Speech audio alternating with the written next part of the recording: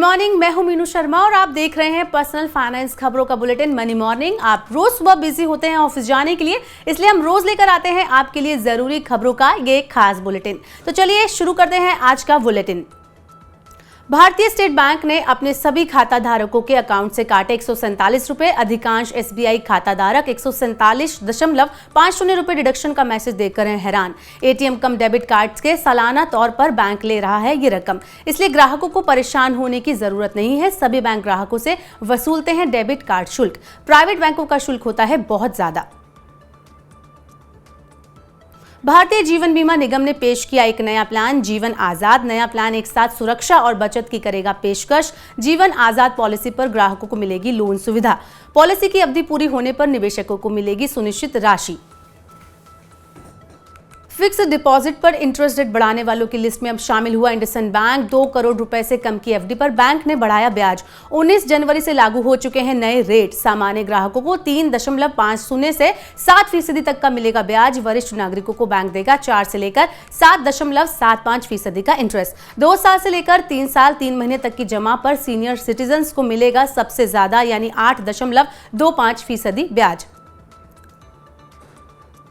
15 साल पुराने सभी सरकारी वाहन बनेंगे कबाड़। सड़क परिवहन और राजमार्ग मंत्रालय ने जारी की अधिसूचना। मोटर वाहन नियम 2021 के तहत पंजीकृत वाहन कबाड़ केंद्रों में किया जाएगा पुराने वाहनों का निपटान। पुराने वाहनों के हटने से नए वाहनों की बिक्री बढ़ेगी।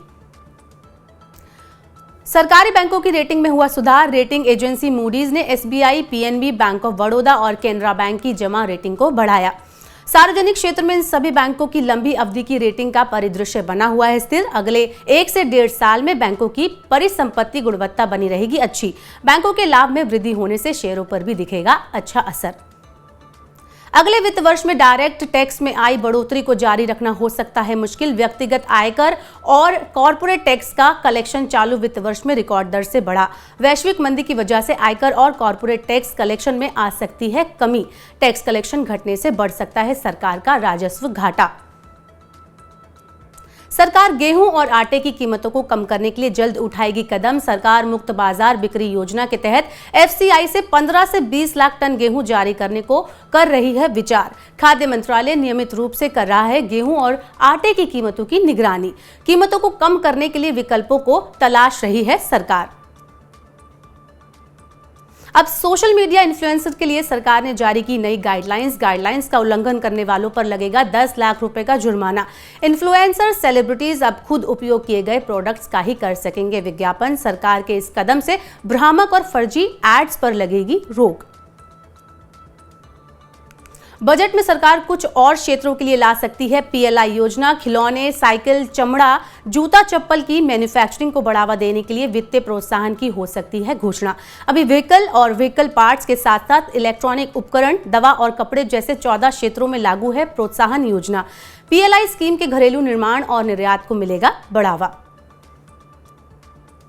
दिसंबर में घरेलू हवाई यात्रियों की संख्या 13% से ज्यादा बढ़ी। 1,27,35,000 यात्रियों ने की एक महीने में हवाई जहाज से यात्रा। सबसे ज्यादा यात्रियों ने किया इंडिगो के विमानों में सफर। समय पर परिचालन के मामले में इंडिगो रहा सबसे आगे। इंडिगो की 28% उड़ानों का हुआ समय पर परिचालन।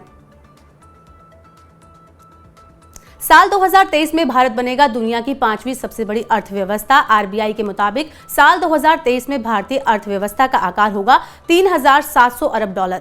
उभरते हुए बाजार बीते साल की तुलना में दिखाई दे रहे हैं अधिक मजबूत। साल 2023 में सबसे बड़ा जोखिम होगा अमेरिकी मौद्रिक नीति और अमेरिकी डॉलर। स्विगी ने 380 कर्मचारियों को निकाला नौकरी से। कंपनी ने वेंचर फंडिंग मार्केट की मुश्किलों को देखते हुए बिजनेस को व्यवस्थित करने के लिए उठाया ये कदम। स्विगी के फाउंडर और सीईओ श्री हर्ष मजैती ने टाउन हॉल मीटिंग के बाद कर्मचारियों को भेजा छटनी का मेल। टाटा ग्रुप के ज्वेलरी ब्रांड तनिष्क ने अमेरिका में खोला अपना पहला स्टोर। ये स्टोर 18 कैरेट 22 कैरेट सोने के साथ हीरो से बने आभूषणों की करेगा बिक्री।